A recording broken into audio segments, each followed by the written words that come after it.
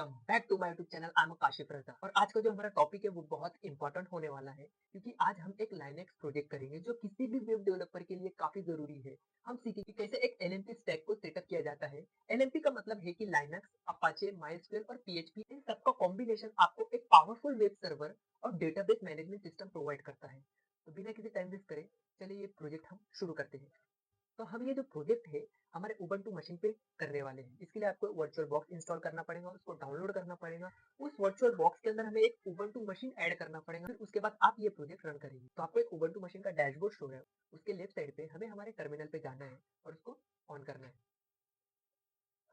फिर उसको मैक्सिमाइज करना है, उसकी साइज को हमें थोड़ा सा इंक्रीज करना है। फिर या हम कुछ कमांड रन करेंगे, लाइक जैसे कि हम हमारे अपाचे सर्वर इंस्टॉल करेंगे, माइस्क्वेल सर्वर मैनेजमेंट इंस्टॉल करेंगे, पीएचपी स्क्रिप्टिंग सर्वर इंस्टॉल करेंगे और फिर उसके बाद उन सबको हम कंबाइन करेंगे। तो हम क्या करेंगे, पहले इस टर्मिनल को हम अपग्रेड करेंगे। उसके लिए कमांड रन करेंगे sudo apt अपडेट -y और एंटर करेंगे।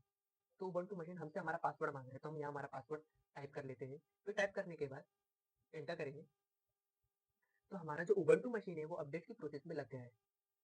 ये थोड़ा सा टाइम लेगा। फिर ये जो उबंटू मशीन सक्सेसफुली अपडेट हो गया है। फिर यहाँ हम हमारा अपाचे सर्वर इंस्टॉल करेंगे। कमांड रन करेंगे हम sudo apt install Apache 2 -y और एंटर करेंगे। तो हमारा अपाचे सर्वर सक्सेसफुली इंस्टॉल हो गया है। आपको इस अपाचे सर्वर का वर्जन भी शो हो रहा है, लाइक ये अपाचे सर्वर न्यूएस्ट वर्जन पे उबंटू मशीन पे इंस्टॉल हो चुका है। फिर अब इस अपाचे सर्वर को हम स्टार्ट करेंगे, इनेबल करेंगे। फिर उसके बाद इसका स्टेटस भी चेक करेंगे। फिर उसके बाद एक कमांड रन करेंगे कि हमारे अपाचे सर्वर का जो आईपी एड्रेस है वो हमारे उबंटू मशीन के आईपी एड्रेस से लिंक हुआ है कि नहीं हुआ है। तो हम होस्ट नेम और हाइफन कैपिटल आई रन करेंगे तो हमें हमारे दोनों आईपी एड्रेस शो हो रहे हैं। तो उसके बाद हम इस अपाचे सर्वर को स्टार्ट करेंगे। तो उसके लिए कमांड रन करेंगे हम sudo systemctl स्टार्ट अपाचे 2 और एंटर करेंगे। तो हमारा जो अपाचे सर्वर है सक्सेसफुली स्टार्ट हो गया है। systemctl ये जो कमांड है ये सिर्फ हमारे सर्वर के लिए इस्तेमाल होती है कि हमारे सर्वर को हम स्टार्ट कर सकते हैं, स्टॉप कर सकते हैं, इस सर्वर को हम इनेबल कर सकते हैं, इस सर्वर का हम स्टेटस चेक कर सकते हैं। तो ऐसे बहुत सारे कमांड हमें प्रोवाइड किए गए हैं सर्वर के लिए। फिर उसके बाद इस सर्वर को हम इनेबल करेंगे। हम हमारे एरो की को प्रेस करेंगे और स्टार्ट की जगह हम इनेबल टाइप करेंगे और एंटर करेंगे। तो हमारा जो अपाचे सर्वर है वो सक्सेसफुली इनेबल हो गया है। अब इस अपाचे सर्वर का हम स्टेटस चेक करेंगे। फिर से हम हमारा अप की प्रेस करेंगे और इनेबल की जगह स्टेटस टाइप करेंगे। तो आपको ये जो सर्विस है ये एक्टिव शो रही है और रनिंग शो रही है। और फर्स्ट लाइन में लोडेड के ऑप्शन में लास्ट में हमें ये जो सर्विस है इनेबल शो रही है। फिर ओवरऑल चेक करने के बाद इस सर्विस स्टेटस से हमें बाहर निकलना है तो हमें क्यू प्रेस करना पड़ेगा। तो हम ऑटोमेटिकली बाहर आएंगे। फिर ये सब होने के बाद अब हमें एक डेटाबेस सर्वर इंस्टॉल करना पड़ेगा। तो हम कमांड रन करेंगे sudo apt install mysql server -y और एंटर करेंगे। तो हमारा जो माइस्क्वेल सर्वर है वो सक्सेसफुली इंस्टॉल हो गया है। इसकी मदद हमें क्यों लगेगी, क्योंकि हम जो वेबसाइट रन करने वाले हैं हमारे कमांड लाइन की मदद से, तो उस वेबसाइट पे हम एक डेटा प्रोवाइड करेंगे। तो वो जो डेटा होगा वो हमारा माइस्क्वेल सर्वर हैंडल करेगा as a database management system के हिसाब से। फिर इस डेटाबेस को हम सिक्योर करेंगे तो उसके लिए कमांड रन करेंगे हम sudo mysql/secure/installation और एंटर करेंगे। तो आपको एक थोड़ी सी डिटेल हो गई है। फिर उसके बाद ये डिटेल होने के बाद ये कुछ हमें परमिशन अप्लाई करने के लिए पूछेगा कि आपको ये परमिशन देना है कि नहीं देना है। तो हम पहली परमिशन देंगे रिमूव एनोनिमस यूजर, तो हमें नो देना है। तो हम एम प्रेस करेंगे फिर एंटर करेंगे। फिर दूसरी परमिशन देंगे हम this allow root login remotely, तो हमें ये यस करना है तो हम वाई प्रेस करेंगे, एंटर करेंगे। फिर हमें थर्ड परमिशन देनी है remove test database and access to it, तो हमें नो देना है तो हम एन प्रेस करके एंटर करेंगे। तो हमें ये लास्ट पूछ रहा है रिलोड प्रिविलेज टेबल नाउ का, तो हम एन करके इसे एंटर करेंगे। तो हमारे जो डेटाबेस का सिक्योर इंस्टॉलेशन था वो सक्सेसफुली हो गया है। अब इस डेटाबेस में हम लॉगिन करेंगे तो उसके लिए कमांड रन करेंगे हम sudo mysql और एंटर करेंगे। तो हम हमारे डेटाबेस में सक्सेसफुली लॉगिन हो चुके हैं। अब यहाँ आप कुछ टेबल क्रिएट कर सकते हैं अगर आपको एसक्यूएल आता है, या फिर आप इसको एज इट इज रहने दे सकते हैं।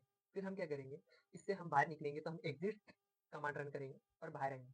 तो हम सक्सेसफुली बाहर आ चुके हैं। फिर इसके बाद हम एक पीएचपी सर्वर इंस्टॉल करेंगे तो उसके लिए भी हम कमांड रन करेंगे sudo apt install php lib apache 2 mod php php mysql y और एंटर करेंगे। इससे क्या होगा कि जो हमारा php स्क्रिप्टिंग सर्वर है वो अपाचे 2 के साथ और MySQL सर्वर के साथ अटैच होके इंस्टॉल होगा। तो हमारा पीएचपी सर्वर सक्सेसफुली इंस्टॉल हो चुका है। फिर इस पीएचपी सर्वर को हम वेरीफाई करेंगे, तो इसमें हम कुछ स्क्रिप्ट ऐड करेंगे। उस स्क्रिप्ट से पहले हम एक फाइल क्रिएट करते हैं, तो उसके लिए कमांड रन करेंगे हम sudo nano। नैनो हमारा टेक्स्ट एडिटर कमांड है। फिर स्लैश वार, वार हमारी डायरेक्टरी है वेरिएबल करके। फिर स्लैश, फिर www, फिर स्लैश, फिर html। html हमारी एक डायरेक्टरी है। फिर उसके अंदर हम हमारी फाइल का नाम देंगे स्लैश info.php और एंटर करेंगे। तो हम हमारे नैनो एडिटर में पहुंच चुके हैं। या हम छोटा सा स्क्रिप्ट ऐड करेंगे, तो वो स्क्रिप्ट या आपको शो रही है। और जो पीएचपी इन्फो है, ये एक पीएचपी का पेज है ओवरऑल। ये हमें एक पीएचपी का पेज शो करेगा। फिर हम इस स्क्रिप्ट को क्लोज करेंगे और सेव करके एंटर करेंगे। तो हमारी जो फाइल है info.php सक्सेसफुली सेव हो गई है। अब इस फाइल को हम वेरीफाई करेंगे, तो हम क्या करेंगे, हमारा क्रोम टैब ओपन करेंगे और यहाँ हम टाइप करेंगे http सेमीकोलन डबल स्लैश। ये जो info.php सर्वर है, ये हमने हमारे उबंटू मशीन पे इंस्टॉल किया था। तो हम क्या करेंगे, हमारे उबंटू मशीन का आईपी एड्रेस इस्तेमाल करेंगे। तो इसके लिए एक कमांड रन करेंगे हम IP_ADD और एंटर करेंगे। तो हमें यहाँ ओवरऑल एक डिटेल शो रही है। तो आपको जो सेकंड ऑप्शन दिख रहा है, उसमें हमें हमारी आईपी एड्रेस शो रही है आईनेट के ऑप्शन पे। ये आईपी है 10.0.2.15 ये शो रही है। तो हम क्या करेंगे, ये सेम आईपी एड्रेस हमारे वेबसाइट पे हम टाइप करेंगे। वेबसाइट पे जाएंगे, फिर टाइप करेंगे 10.0.2.15 और स्लैश देके हमने जो फाइल क्रिएट की थी info.php, वो फाइल का नाम हम यहाँ अपलोड करेंगे और एंटर करेंगे। तो हमारा जो पीएचपी सर्वर है, वो सक्सेसफुली डेटाबेस और अपाचे सर्वर के साथ रन हो चुका है।